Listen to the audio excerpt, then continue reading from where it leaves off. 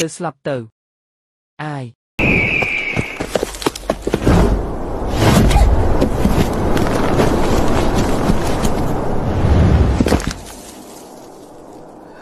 អរគុណអ្នក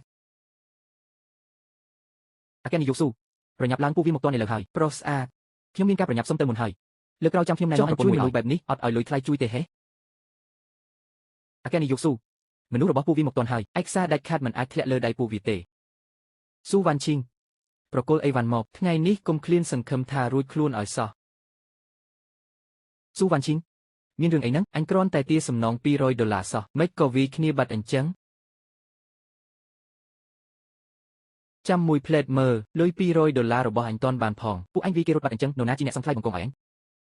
អាអ្នកស្រែពីណាមកចង់ងាប់ទេហេ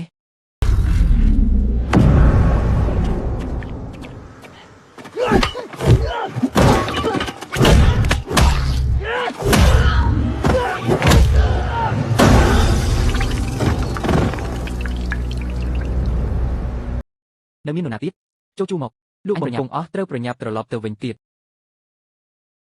ហុយអាមួយនេះមកបាត់មែនទែនហើយអាធំជាងគេទៀតអញជាអ្នកណាឲ្យប្រកាសអ្នកចិញ្ចឹមបង្គងសមត្ថភាពប៉ុណ្ណឹងគ្រាន់តែជាអ្នកចិញ្ចឹមបង្គងជំនាញផ្សេងរកស៊ីផ្សេងលុយ$200របស់ខ្ញុំព្រមឲ្យឬអត់ឲ្យហើយខ្ញុំទៅវិញហើយនៅក្នុងនេះមាន1លានលេខកូដ06ដងគុណបំណាច់ជួយជីវិតថ្ងៃនេះខ្ញុំក៏ត្រាទុកហើយខ្ញុំយកតែ200ថ្លៃបង្គំទេ1លានមិនមែនជាលុយខ្ញុំមិនយកទេអញដឹងទេថាទើបតែបដិសេធលុយ1លានដឹងមកពីដឹងនឹងហើយបានជាមិនយកជួយនាងជាចិត្តសប្បុរសតែនាងបុកបង្គំខ្ញុំជំពាក់បំណងចិត្តសប្បុរសមិនគិតលុយតែជំពាក់ត្រូវសងឲ្យដាច់$200អរគុណអាកានីយកស៊ូមនុស្សប្រុសស្រីម្នាក់នេះមិនស្រួលទេអាចជាមនុស្សដែលគីមខាងទៀតចាត់មកទេដឹងហោះសូ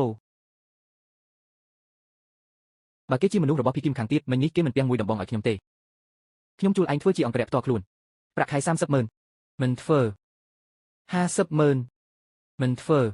80000 1លានមួយខែ1លានប៉ុណ្ណាក៏មិនធ្វើដែរខ្ញុំចូលក្រុមមានការសំខាន់ស្រេចការត្រូវត្រឡប់ទៅចិញ្ចឹមបង្គំវិញការសំខាន់ស្អីអាចសំខាន់ជាងលុយ1លានក្នុងមួយខែទៀតលិខិតផ្ដាច់ពាក្យត្រូវហើយខ្ញុំមានគូដណ្ដឹងដែលបានភ្ជាប់ពាក្យតាំងពី8ឆ្នាំមុនជាកូនស្រីអភិជនត្រកូលស៊ូនៅក្រុងយុនហៃខ្ញុំមកទីក្រុងលើកនេះគឺដើម្បីផ្ដាច់ពាក្យនឹងឯងរៀបចំរឿងផ្ដាច់ពាក្យឲ្យស្អាតបាតហើយខ្ញុំនឹងត្រឡប់ទៅភូមិវិញកូនស្រីត្រកូលស៊ូគូដណ្ដឹងឯងឈ្មោះអី